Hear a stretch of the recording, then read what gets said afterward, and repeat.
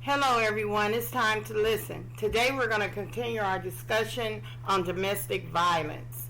I have with me all of my children, and we're going to talk about how it affected their lives coming up in a household where domestic violence was constantly demonstrated and how they're dealing with it today.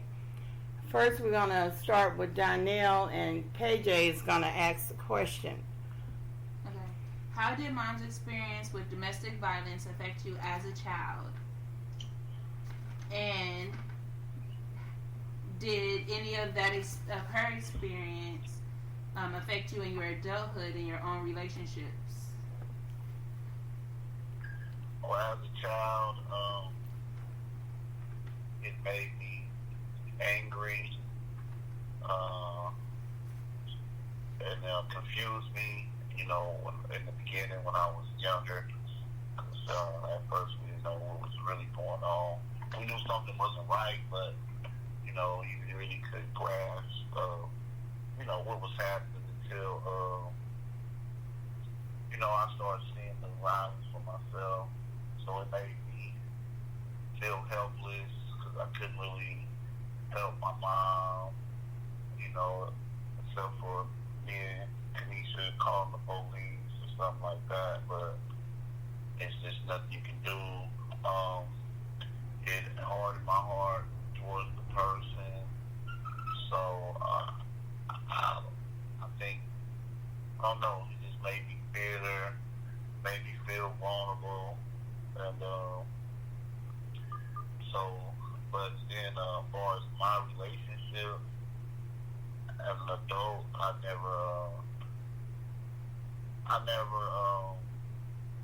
can't say it. I have hit somebody, but I've never hit somebody. And I think the hitting that I did was just a reaction, but it still was probably, something from, carried over from my childhood. But as a rule, because of my childhood, I always say I ain't put my hands on no woman. So that's pretty much it. Okay. So, when coming up and seeing your mother going through those kind of things, one of the things that I dealt with was that I really didn't know you all were being affected in that way. I was thinking that the relationship was just between me and him, and the abuse was just between me and him. Did you feel like you yourself was being abused in some form? No, I wouldn't say. I felt like I was being abused, but I felt like our home was, I don't know, it being invaded, or I don't know. I just felt like we'd be at peace, and then maybe 1-2 days out the week it's be total chaos. So I never felt like I was being abused because it wasn't happening to me. But I do feel like our house is being violated. All right. Kanisha, you being the oldest during that time, how did you feel about the abuse that was going on in the household? I actually was scared, and again, I was confused too because I didn't know what to do. At that time, no phones, and all the abuse.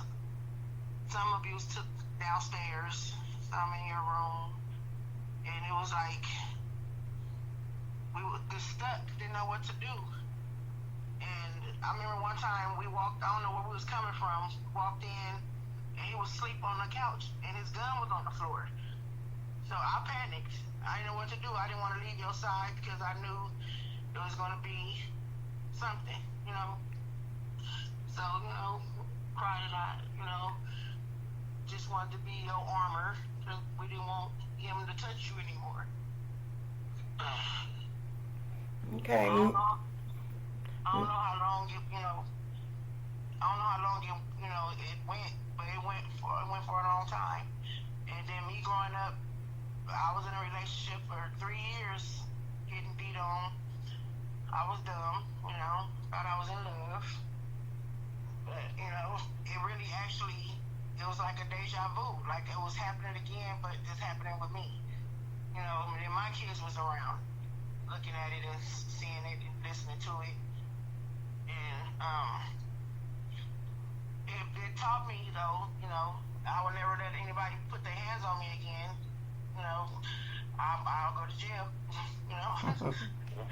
But yeah, it was very, very, it was just to hear the noise, the thumping, the stuff breaking, and you screaming and stuff like that. That really like stuck in you, just stuck in your brain, stuck in in your soul. It was very hard. Okay. And you're right. And sometimes it's like we had a conversation not too long ago, and it was like I understood in that moment, and it's been years, but I understood in that moment when we were having the conversation that I kind of set the stage for the abuse in your life.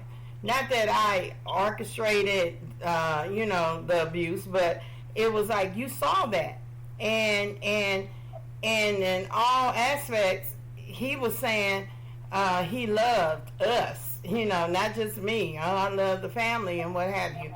And then, but that wasn't a form of love. And sometimes, like you said, it was branded in your mind and you thought you were in love, and so you accepted, the abuse just like I did. But the reason why we are having this discussion today is like we want to send a message that it has to stop. So It's still going on. That's a whole other generation now.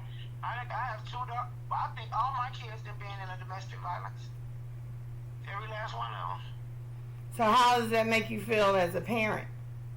It makes me mad because it's like because I've been through it and you've been through it. It's like, and they're saying the same thing that we went through. Oh, I love him or he loves me and all that, and so they stick with it. So they just want to get black and blue and all beat up and stuff. And you look in the mirror and see this. That's not love.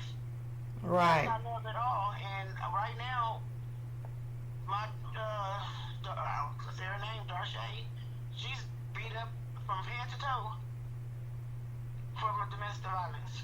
Right now, like literally scarred up right now for domestic violence. Yeah. So it hurts me. I cry every time I see it and they go through it. It hurts me and I cry and I'm like, why do y'all let them do this to you? But I have to think about it. I was letting him do it to me. Right. And it can become a vicious cycle. It is a cycle that happens. It's the abuse, the makeup, the I won't do it again, and then a little time pass, everything's okay, then it happens again. It gets worse, sir. Yes. So Mel, you were young during that time. What part of that did you remember? I don't remember any of it. I don't remember it at all. I pretty much got the stories later on in life. I heard the stories about it, and it was like wow, that really happened. You hear the stuff, you get kind of angered, but that person is gone. But the thing is, with me, since I didn't experience it, I think I almost experienced a different version of you. I experienced a different parent. So for the people that go through that, I say, get out of it, because that would affect your kids in a positive way the faster you get out the situation, because I experienced a whole different parent. I experienced a mother that did not go through domestic violence when I was growing up. And I think from what I understand, I experienced a mother that was not about to go for that anymore. So You know, so it was better off for me, you know, just to have a parent that was not going to put up with those type of things. So it didn't affect me, and it hasn't affected me in my adulthood. So when I look at it and I see people that go through those things, and it's like, okay, you've been hit, and then you stay with this person, and then, like you said, to your point that, oh, somebody says, I'm sorry, oh, it won't happen again. When you really look at it, that's a lie. Because if I purposely hit you, I meant to do that. I meant to do that. I wasn't sorry when I hit you. Now I'm saying sorry afterwards because I don't want you to leave. But that's the thing you have to do, is you have to get away. And a lot of people, I think, are scared to get away from it because they're scared to start over or whatever it is. But you have to get away from it so your kids can go through and experience the parent that I experienced. And, you know, have a parent that's not really going to put up with it, and the kid really don't have to go through it. So the first time it happens, you got to get out. Right. So, I mean, because it's going to happen again, because all the other stuff, like I said, it's just a lie. People do stuff purposely. If I hurt you, it's purposely. I meant to. So, yeah, that's true. That's true. Yeah. And sometimes the abuser, there's something broken in that person. It's something, and oftentimes it's a childhood issues or whatever. I remember sometimes when I heard stories, he would tell these stories about his mom beating him in his sleep to wake him up. And then I experienced one of his brothers coming to our door all bloody, and he said, oh, my mom hit me in the head with a stick because something I did the day before.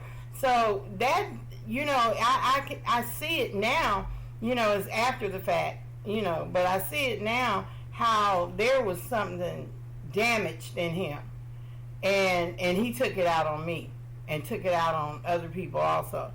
So, you know, it's intentional. When someone hits you, they mean to hit you. It may be a reaction, a response in a heated moment or what have you, but, you know, you can say, I'm sorry later, but, you know, the damage has already been done.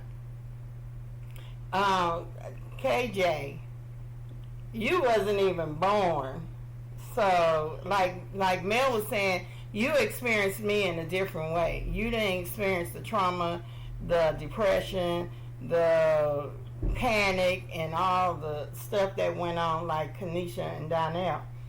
But you have experienced some domestic violence. Yeah. You want to share something on that?